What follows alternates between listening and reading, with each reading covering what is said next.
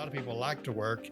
If he wants to go do something, he can Can't. still do something. Yeah. But at least if he gets where he can't, the same money comes in. That is not what excited him. You kind of alluded to it earlier.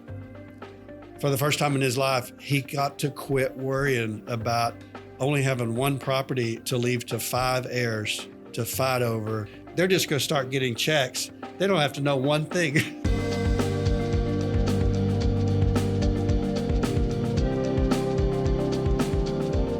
All right. Well, everybody, I would like to welcome you back to the Entre Podcast. We are doing episode 5 with my good friend, Greg Lehrmann. Greg is the founding member of Exchange 1031 Exchange with 42 years of experience in commercial and residential real estate. For the past 3 decades, he has dedicated his career to 1031 Exchange work and has handled tens of thousands of exchanges throughout the country. Mr. Lehrmann is a distinguished attorney, double board certified in commercial and residential real estate law by the Texas Board of Legal Specialization. Only 2% of attorneys in Texas meet this exacting standard. He has a BBA with honors in accounting from the University of Texas and a JD from the University of Texas School of Law. Mr. Lehrmann facilitates 1031 exchanges, transactions, while educating and advising fellow real estate professionals about the transformative benefits of 1031 exchanges. He has written and spoken extensively about 1031s and has published numerous articles. Mr. Lehrmann and his wife, a Texas Supreme Court Senior Justice, Deborah Lehrmann, have 2 sons, Gregory and Jonathan, practicing attorneys, and 2 beautiful grandchildren, Jack, age 4, and Haley, age 2. Wow. Greg, I met you in Cedar Park, probably in 2012 at Gracie Title at 1901 Cypress Creek Boulevard, Suite 102, I think. That's And you did a class for realtors there, and it was so well put together. It was about an hour long, and that's when I first met you, and I was very impressed with your background and everything. And so, and Greg and I did a radio show back in 2014 when we were a little bit younger, and so now we're back doing a podcast today. So we're gonna talk about 1031 exchanges, a very, very powerful concept. I'm gonna kind of run with it, maybe talk about the history. How did 1031 exchanges come into play in the tax law? Yeah, because the history helps simplify this topic. Most people, including myself, when we first hear about 1031s, we assume they're very complicated. There are complicated issues, but your 1031 company and your CPA handles that. Mm-hmm. As far as using this in the real world to make a huge difference for you and your family, it's such a simple concept. I really want to start there. Yeah. The concept is you can't pay taxes with dirt. That's all this means.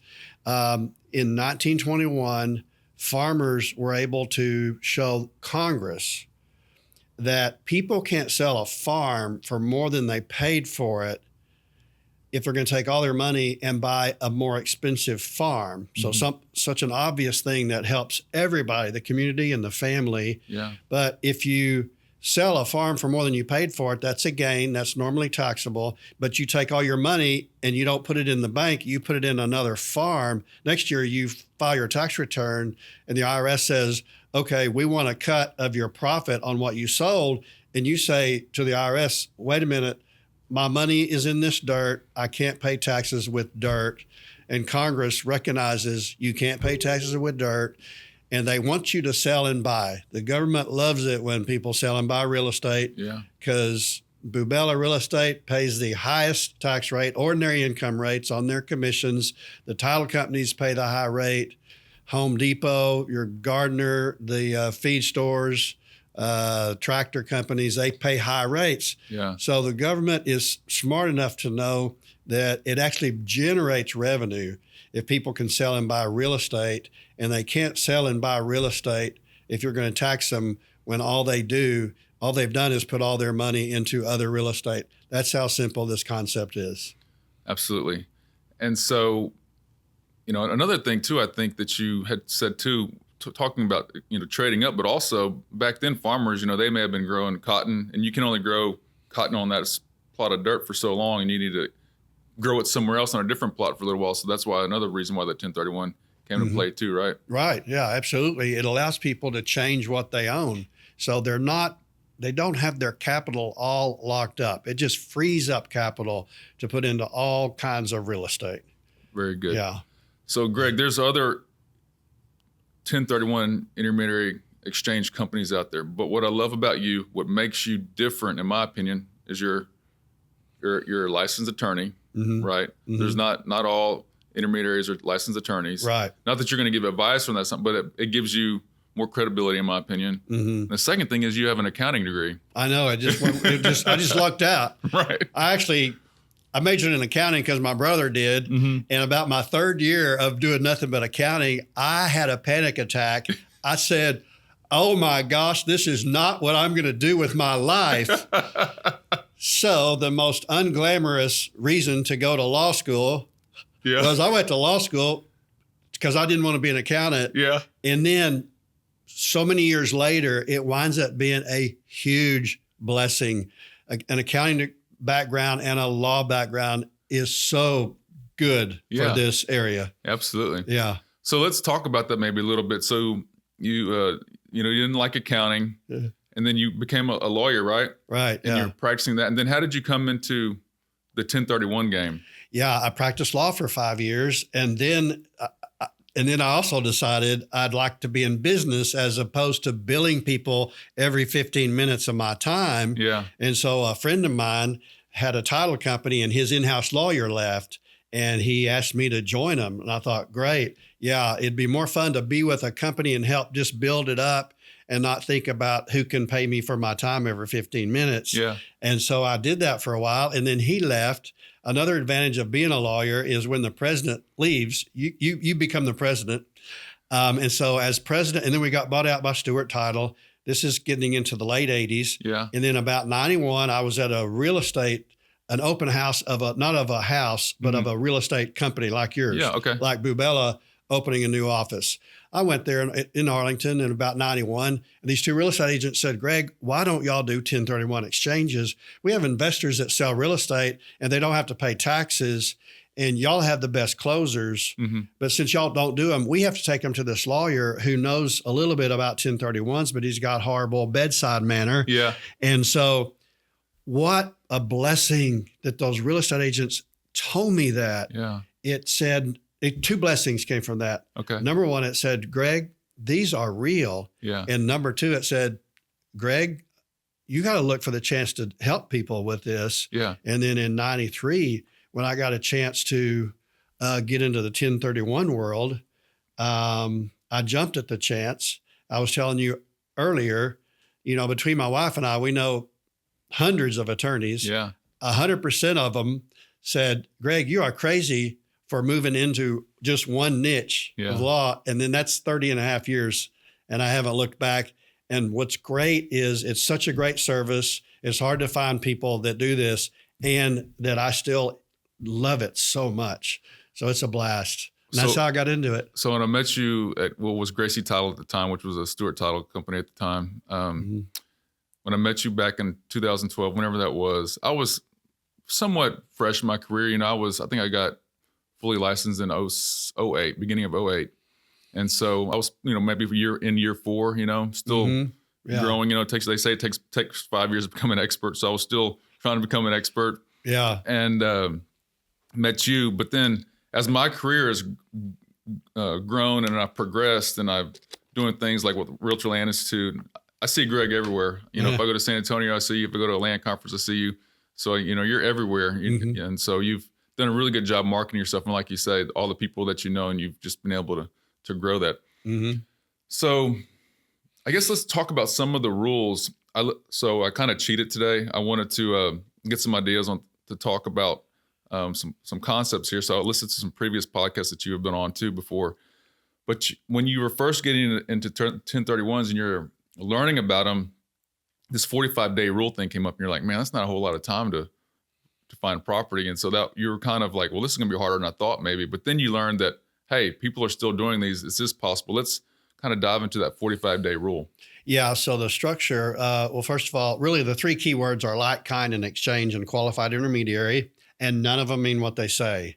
So if you're just now hearing about this, you need to realize that I can crystallize it for you and tell you it's basically 3 words. And at the same time, you got to get out of your mind what those words mean, because none of them mean anything at all what any of us would assume based on the way we use those words in the real world, in the rest of the real world. Yeah.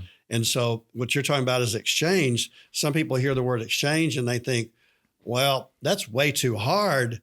If they think that it means I've got to find somebody to exchange with. Yeah. So if I've got a property to sell, what are the odds that you want my property and you have something I want? Yeah. So, but they've made this a lot easier where they allow you to sell and then buy, but they don't give you forever. But it's a lot easier than finding somebody to swap with. They still call it an exchange. I wish they actually changed the word. Yeah. It's not an exchange. That's just a word. So, if Chip, if you're selling a property, as you know, you can just sell it to whoever wants your property. Then you have a third party like us hold the funds.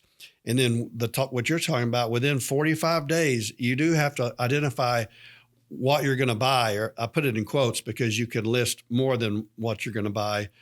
And then you've got to close within 180. So yeah, I heard about exchanges. I thought this is great. Then I heard, you got to identify within 45. And then I got deflated. But then I thought, wait a minute, but these are done all the time. Yeah. And it's really simple. You don't wait. So day 0 doesn't start till you close your sale. And nobody tells you, you got to wait till day 0 to line something up. Yeah. So that's the deal. And they let you list more than just one property. Yeah. So you got a three rule property, right? That's one of the main. That's one of the main ones. 3. So let's say you just want to buy one property. Let's say you just want to buy one property. Well, there's a 3 property option for listing your property. So that means you can list 3 properties, and then by day 180, you just got to close on one of those. So you never have to close on everything you list. But once you get past the 45th day, you just cannot close on anything that's not on your list. And right. Under the 3 property rule, you've only got 3 properties. But yeah, what you're alluding to is when somebody uses a good agent like the Bubella company, they're not going to have you wait till you close your sale let's see, what do we want to buy? So y'all know to line it up ahead of time. Yeah. The law allows you to even tie up a replacement property. Now that word means what it says. The property you're selling is relinquished. What you're buying is replacement. Those are 2 words that are accurate. And so if the law allows you to tie up a property, even contingent on your sale, and I'm not saying you can always negotiate that, because you can't. Sometimes you can. But it does allow you to actually at least know what you want to buy, at least put down a deposit or something. And if nothing else, if you have nothing even tied up with a deposit, at least you are on top of the market, hopefully. At least you know what's out there, and then you're ready to pull the trigger as soon as day 0 happens. I have one right now where they closed a $7.1 million sale on a Thursday. They closed a $7.2 million purchase the next Thursday. Okay, so that was really smooth. Yeah, so they had it lined up and closed. Absolutely. Yeah.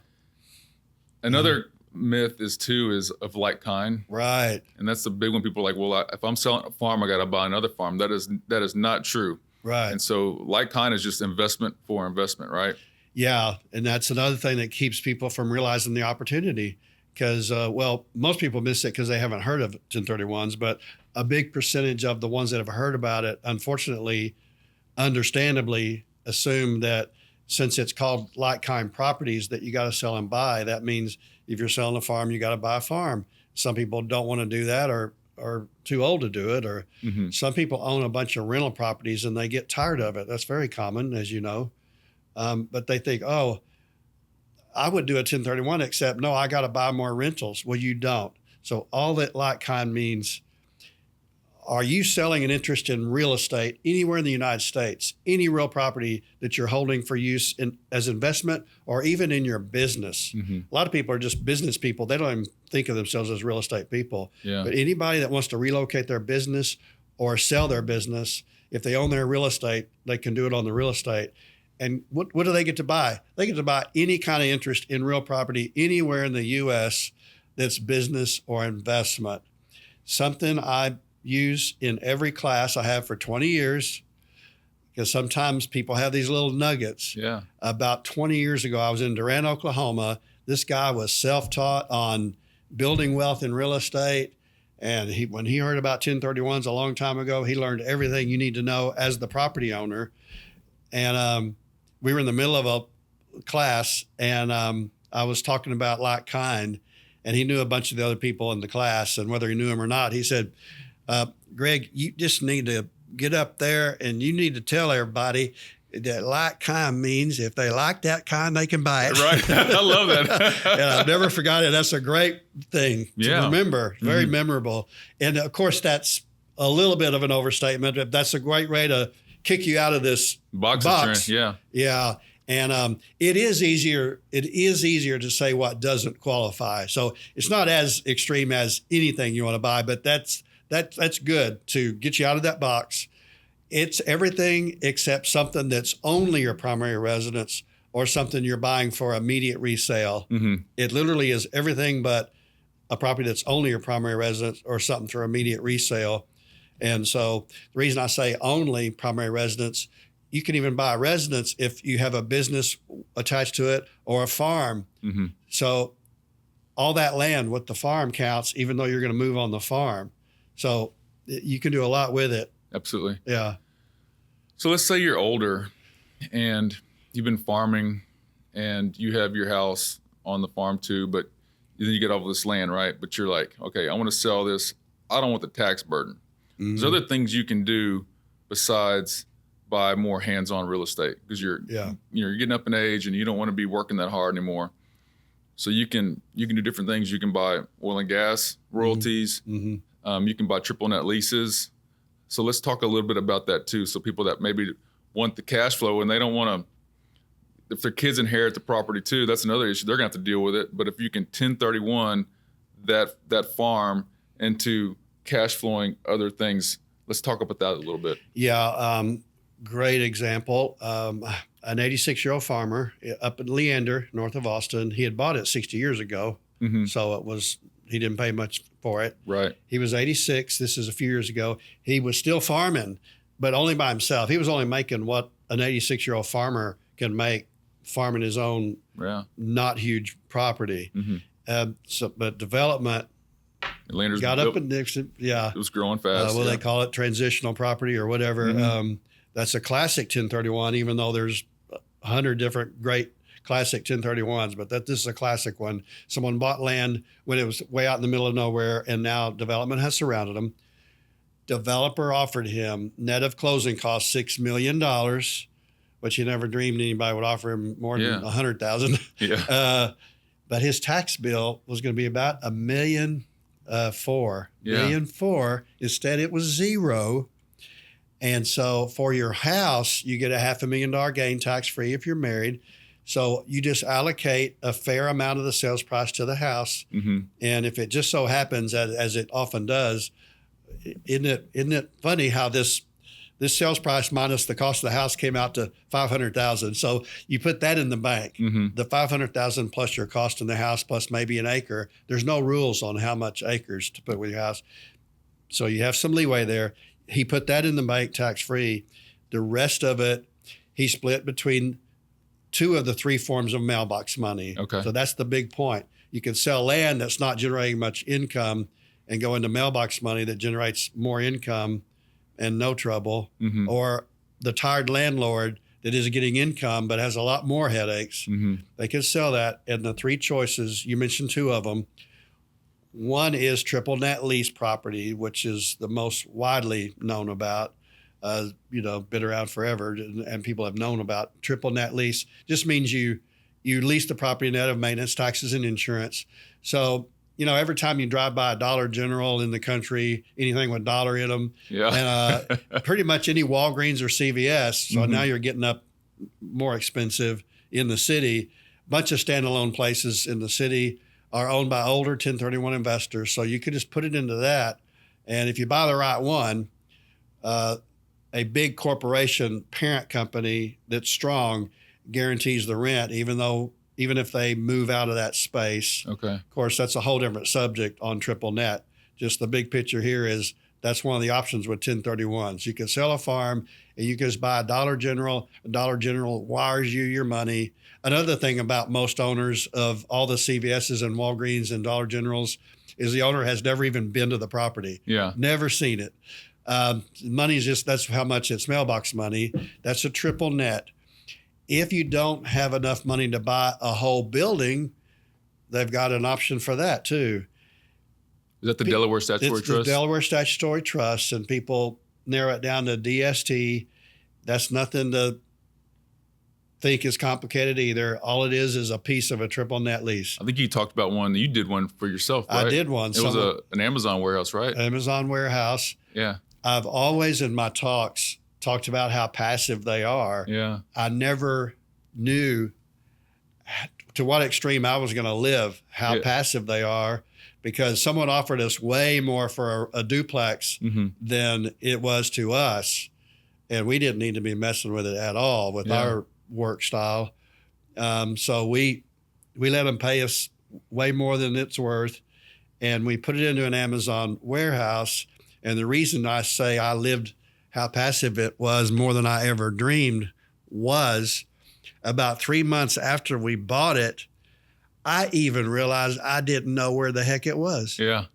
Is it didn't matter. That's how much it doesn't matter. Yeah. I knew who I was buying it from and I knew the numbers. Who cares where it is? Yeah. And Amazon guarantees the rent. So your renter is Amazon. So it's a bond. Pay, yeah. right? It's a coupon. And then my favorite are oil and gas royalties. I would have done it there except for various reasons, but only if you buy from the right people. DSTs are easier to buy right because there are a lot of DST providers and a lot of them have the same product and they're almost all of them are very conservative. So what you give up is a return. Yeah. It's so conservative. With royalties, they qualify. And that's just like buying income off of rent houses where you get a piece of the income, but you're not responsible for anything. It's even better than buying income off of rent houses because every house that's built in the future in that subdivision, it would be as though they got to send you your part of the rent on all those additional houses. So for that reason, this oil and gas is not as volatile or as risky as you think. This is not drilling programs, number one. Number two, you only want to buy royalties in fields that have a major operator and where there are permits for more wells to be drilled. So just think how much you can mitigate the drops in price of oil. Yeah. If you're getting 5 free additional wells anyway, that really mitigates any problems when it goes down. And when it goes up, it really multiplies. Yeah. So if you buy from the right people, you can definitely generate more than 10% return with no responsibility also. Yeah. It's beautiful. So let's talk about, so you have older people that do 1031s, but let's talk about the young person. Yeah. It's kind of like, it's almost like Monopoly, right? You may have put 4 greenhouses in your portfolio in 10 years or whatever, as you're growing your family and you're investing in all this. Then let's say one day you want to sell those 4 greenhouses and buy one red hotel, so to speak. And so 1031 allows you to do a step up, right? And it gives you so much leverage to buy more and not have to lose 20% of that portfolio to taxes, right? Right, yeah. And so that your leverage goes up, you're able to buy more, which is a beautiful thing. And that's why you want to do the 1031. Yeah. Yeah. Because we were just talking about people that mainly they don't want to lose what they have to the government. They want to preserve, and still completely change their lifestyle. And with the dirt sellers, they're even increasing their income. But yeah, they're staying level, but they still do a lot of great things. So that's preserving your wealth and growing it. But if you really want to, you're talking about the younger people that are in the grow their wealth mode and are a little more aggressive about leveraging up. what you're talking about is, when you're not, these are tax deferred. With your home, it's tax free. Yeah. So you can do it every 2 years and there's no future ramifications. This is tax deferred, which means the future ramification is if you ever sell, you got to pay the taxes on all those properties. Still, it's with no interest and no penalties, and they can't come back and gather up the extra money you made by buying more real estate. Yeah. So what you're talking about is, if you are interested in growing your wealth, not just preserving it, then you take the percentage you want to put down into the replacement property, and let's say take the typical 25% down. Every dollar in taxes you defer, you get to keep using it as long as you want to buy more real estate. So every dollar you defer adds $4 to your buying power. Yeah. That's what you're talking about. I use an example in my courses where it made a difference for this person in whether they could buy 2.3 million or 3.2 million. Yeah. That's how much more they could buy just by doing a 1031. Yeah. And none of the best companies in the country charge less than $2,000, especially on relatively smaller sales. Sometimes it's a step up. It still is like 2,000 or less. Yeah. And this guy could buy 3.2 million instead of 2.3 million. Is because of how much taxes he would have paid. Yeah. I think his taxes would be like 580,000. You multiply that by 4. My numbers are wrong here, but it doesn't matter. You multiply it by 4, whatever percentage. If you want to really get aggressive, which I'm not preaching, you probably don't either. Anyway, it's the investor's choice. If they want to put 10% down and a lender will do it, then every dollar you defer multiplies that by 10. I know, right. What you can buy. Yeah. So if somebody wants to do that, absolutely. Maybe they have enough money elsewhere to protect against foreclosure if they have some vacancies. Which brings me to my next thing. You had said this on this other podcast. It said, swap till you drop. Yeah. And so that's what's so powerful. It depends on what the inheritance tax laws are at whatever point in time. But let's say, you're swapping and you're swapping until the end of your life, and you've paid no taxes on swapping, right? Because you keep 1031 and you've built this great portfolio of whatever, and then it goes to your heirs. Theoretically, there may be no taxes to the heirs at all either, because of the whatever that law is at the time, whether it's 10 million or 5 million. Yeah, it would go to the heirs, and there would be no taxes there too. So you could basically avoid taxation your whole life. Right, exactly. Yeah, and like you said, it depends on the laws at that time. But and even though the step up in basis is a thing that sometimes gets looked at by the government to take away, just like 1031s, it keeps staying in the code because it would be too devastating to people to take it away. Yeah. We still have a step up in basis, and like you said, it depends on the estate taxes. You compare it to that, but we say you swap till you drop. So you benefit while you're living. Now, it's true, the way you maximize the benefits from 1031s is to die, because on top of all the benefits you get while you're alive, then when you die, your heirs do get a new basis. The tax does go away on death. So until you have accumulated so much wealth that now you're getting into estate tax problems, you really want to leave the property in your estate. And it's so sad that there's this overgeneralization among older people that you are supposed to get the property out of your name before you die. That is such that is such an overwhelming thought. It comes from national talks based on some states. Probate is horrible. Yeah. Is horrible. I literally just probated my mom's will Monday. She passed away a couple of months ago, and it is a 10-minute hearing. Yeah. The lawyer's total charges, they still have to do some work, but I'm sure that our total bill is probably going to be $2,000. Yeah. I had a lady, she deeded the property to her daughter 3 months before she died. Yeah. That meant if the daughter sold the property now, her tax bill was going to be $300,000. if the mom had done nothing, this daughter, she could have sold that property and her tax bill would have been zero. Wow. So the only reason I came across her is at least she could do a 1031. Yeah. It's not a situation I would wish on anybody. I tell them, oh, don't do that. Yeah. Even though I lose some 1031s. Right. But she was able to pay zero taxes only because she did a 1031. Yeah. And now she's got to keep doing that. Yeah. Yeah. But yeah, it's a huge benefit. You just swap to your drop. I didn't finish why my 86-year-old farmer, why he was so excited. Yeah. It wasn't that his income went from less than $100,000 a year to $600,000 doing nothing. Yeah. He put half of it. He put $3 million into DSTs. Mm-hmm. They generally pay about 5%. So he gets $150,000 a year off of that. Okay. He put $3 million into royalties with a source I know that consistently produces 15%. That's $450,000. Add that up, $600,000, and he can become completely disabled. Yeah. He's getting so much more money than he ever dreamed he would make, and he doesn't have to work. A lot of people like to work. If he wants to go do something, he can still do something. Yeah. But at least if he gets where he can't, the same money comes in. That is not what excited him. You kind of alluded to it earlier.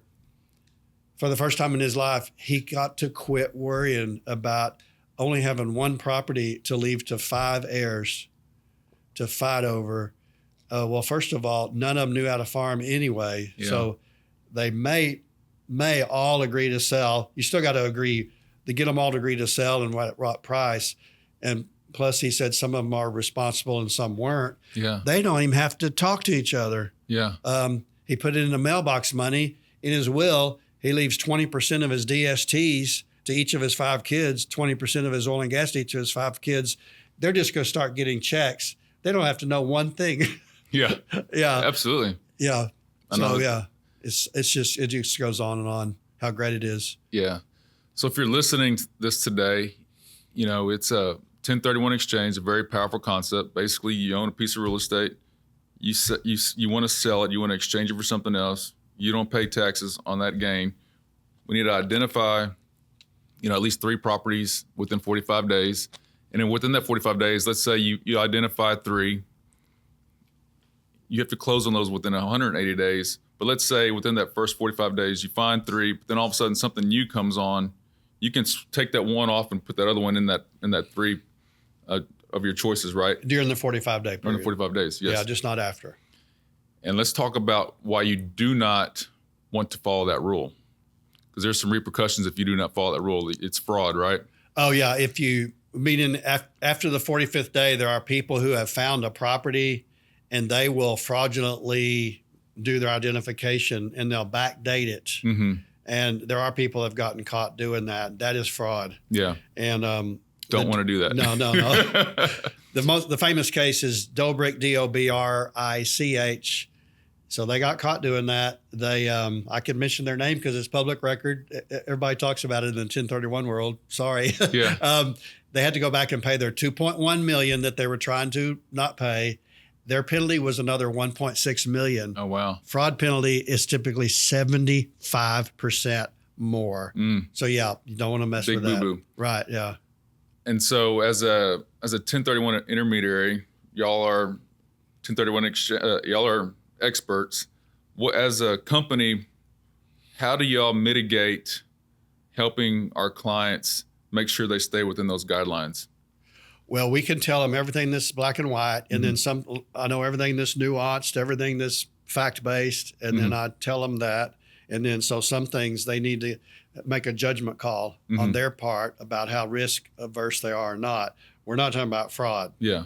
If it's fraud, I tell them that's fraud. Yeah. There are some things that are not fraud, but may not be 100% guaranteed to be upheld in an audit because some things can be fact-based. Yeah. It gets into intent. It's kind of like hiring a CPA. It's how risky do you want to be and how much. Right. Yeah.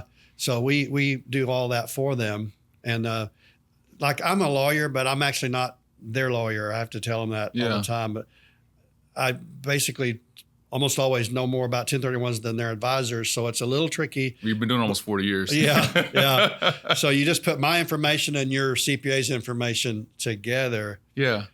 You know, I know that you know what it's so important for people to know how misleading the term qualified intermediary is, just like like-kind exchange. Like-kind exchange are better than they sound. Yeah. Qualified intermediary is fatally worse than it sounds. So what was great about how much easier they made it in 91, they freed you up from going and trying to swap with people. So you sell and you buy. And they said, just put your money with a qualified intermediary. That's great that it's a lot easier. What's horrible is there are no rules for qualified intermediaries. There's no rules. Everybody is in the universe is qualified who's not disqualified. Well, they don't disqualify people who don't know what they're doing or have never read the code. There's no test. They don't even disqualify Bernie Madoff when he was alive. Yeah. Like people in federal prison right now for embezzling money, they meet the definition of qualified intermediary if they're not your relative. Yeah. And thankfully, I don't think any of us are related to any people like that. And if we are, you want to use somebody else, or their agent. Everybody that's not the person's agent or relative meet the definition. So that means, somebody can meet that definition, but they don't even put the money in the bank. Yeah. Like there's no rules that say the money even goes in the bank. There's no rules that say the money goes in your name if you're the seller. You just can't touch it. It can't go in your bank. And so the intermediary holds on to that money. Intermediary holds on to it. When you use a legitimate QI like ourselves, and all the national title companies have good, legitimate QIs, and there are others. That's kind of the big bucket, the easy bucket.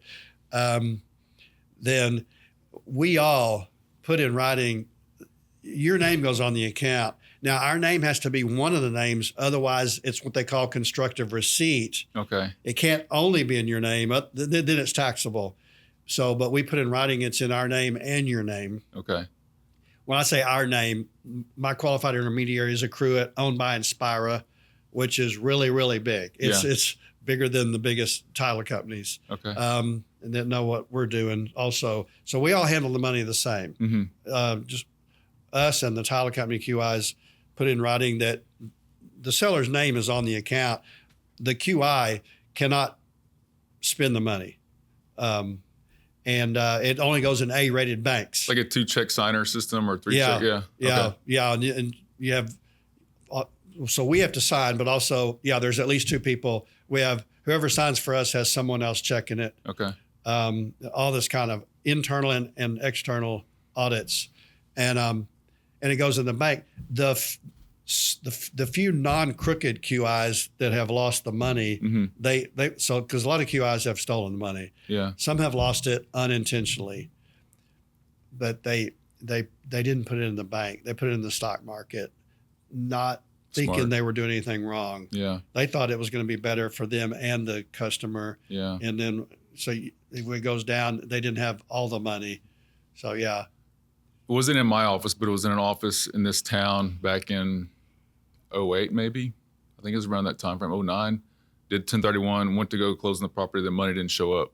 Right. I think it's probably a situation like that. Just think about that. Think about that. If you really want to turn these words into a gut reaction, put yourself in that position. You have sold a property, your QI is holding your money, you found the property you want to buy, you're ready to close it, and you call the QI and the phone just keeps ringing. Just think about that. Yeah. And I've talked to people. That's scary. That lived through that. Yeah. And died. Yeah. Lived and died through that. It's terrible. Yeah. Yeah. The biggest one ever was nationwide. And unfortunately for this area, even though it went from California to New York, do you know 8 of the biggest 20 losses in that, the biggest loss ever was in people in San Antonio and South Texas. Wow. Just so happened. Mm-hmm. And there's an episode of American Greed that talks about that. Okay. I know something else I was going to say. I'm always coming up with something new. That's also what keeps it fun for me. Yeah. Because I want people to do this on their own. because you and I both know that people will hear a talk about 1031s. It's not something they do every day. So later, maybe they're thinking about telling somebody about it or even themselves. What was that again? Yeah. I want everybody to know 2 weeks ago, my son was in our house.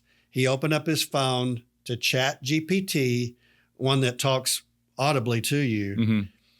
He says, what is a 1031 exchange? And on his, I want to tell you, it was perfect. It was about 1 or 2 sentences at the most. So I do want people to know, if you ever feel like, you got to remember all this, you don't. It's just like a survey. You need to know what a survey does. You don't need to know one thing about how to do it. Yeah. This is the same thing, except a lot more exciting. And I'm just so aware of the hesitation people have after hearing just one talk. Yeah. And do I have to listen to the whole podcast again or whatever, or they're driving around? I just want people to know, if your Chat GPT is like my son's, just know you can ask it and it gives you the overview. And if you ever have a question whether you got the right answer, I can tell you. You can just call me. That's what you do anyway. I have a lot of agents like you, Chip, that say, oh, I've done a lot of 1031s, and this is what I tell people. Here, call Greg. Yeah. Well, real estate's a team sport. Yeah. And it's about building a great team. I love that you're on my team. And if I have a client that wants to do a 1031 exchange, like you say, I need to know what it is. I don't know how to do all the nuances of it. You handle all that. You've been doing it for almost, 37, 40 years, whatever it is. Yeah. And so you know all the nuances, and you've built this everything that you've done, you've mastered it, right? And so all they need to do is call you. Absolutely. Absolutely. And also, I'm leaving a bunch of stuff here at Babella Real Estate in downtown Schulenburg. For anybody that's around here, there will be stuff in Chip's office that tells you about it. I have a little thing that says why 1031s matter to property owners. Excuse me. Why 1031s matter to real estate agents. I love this company called Axios. They're these great journalists, and they used to write these long articles, and then they figured out nobody reads long articles. Yeah. They formed a whole company based on how your brain works. Yeah. And everything they write about, big picture, why it matters, takeaway. And I have that in here. These Chip's got little things. It's not even, I started to say brochure. It's not even it's just a card. Yeah. And it says why these what these are and why they matter. Absolutely. Yeah. Let's talk a little bit about you. Where did you grow up at? In Fort Worth. Fort Worth. Okay. Yeah. Okay. But I sort of grew up on a farm. Okay. My grandparents were young when we were born, as far as for grandkids. It was my brother and I. Okay. My grandparents had one child. Okay. Thank you, Lord. Yeah. And my mom only had me and my brother. Okay. And so my grandparents, didn't have any sons, and we only lived 3.5 hours away. They were between Abilene and Lubbock. Okay. So I grew up in Fort Worth, going to the farm every second I could. Yeah. So all my grandparents were farmers and ranchers. Wow. And I do want people to know that. Yeah. My favorite exchanges are farms and ranches. Yeah. There's no type of real estate that can be severed off. You can do more 1031s with. You can sell the minerals and do a 1031. You can convey a conservation easement where you give up some of the rights to develop and do a 1031. So yeah, I grew up in Fort Worth and going to farms and ranches in between Abilene and Lubbock. Okay. And then you went to University of Texas in the 80s. When was that? In the late 70s and then early 80s. Okay. Yeah. Awesome. Very good. I was there when Earl Campbell was there. So that was cool. So you were there when Darrell Royal was coaching. Is that right? Yeah. Yeah. Okay. Very good. Guess what? What's up? I'm gonna be buried next to Darrell Royal. Are you serious? That's where your plot's at? My wife being on the Supreme Court. Yeah. Yeah. We get to be buried in the state cemetery, and we got to go pick out our plot. Wow. And I said, why didn't anybody take the slot next to Darrell Royal and James Street? Oh, wow. So anyway. That's pretty cool. Yeah. What's it like being the husband of a Supreme Court justice? Well, I met her in law school. So it's not that different because we've always known each other. Yeah. And thank goodness she and I and both of our sons love talking about law. Yeah. So, well, they're both lawyers too, right? They're both lawyers. Yeah. We didn't push them or we didn't push them toward it or away from it.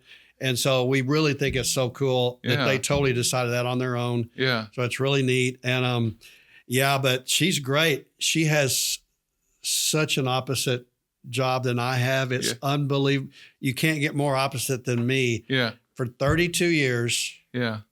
My business has been based on one sentence in the tax code. 1031. So I can be anywhere. I can be at Disney World where I was in March answering questions.